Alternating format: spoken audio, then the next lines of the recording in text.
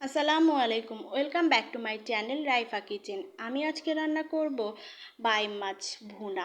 প্রথমেই কড়াইয়ে দিয়ে দিব পরিমাণ মতো সরিষার তেল।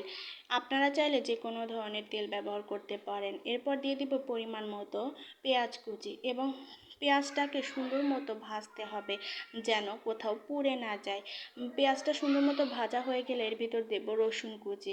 এরপর দিব পরিমাণ মতো কাঁচামরিচ কুচি।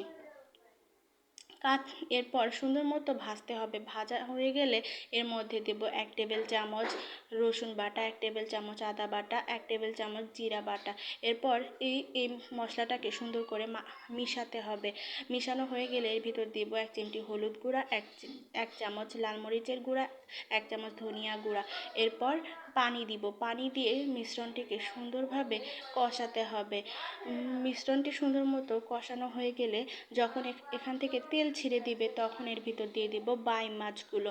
বাইম মাছগুলো এই কষানো তেল দিয়েই সুন্দর মতো ভাজতে হবে যেন নিচে লেগে না যায়। বাইম মাছটা সুন্দর মতো ভাজা হয়ে গেলে এর ভিতরে দিয়ে দিব পানি।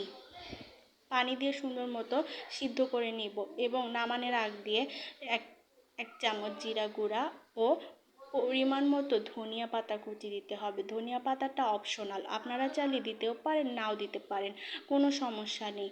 এরপর সুন্দর মতো পানিটা শুকিয়ে এলে নামিয়ে পরিবেশন করুন। আজকের রেসিপিটা ভালো লাগলে আমার চ্যানেলটি অবশ্যই সাবস্ক্রাইব করবেন। আসসালামু আলাইকুম।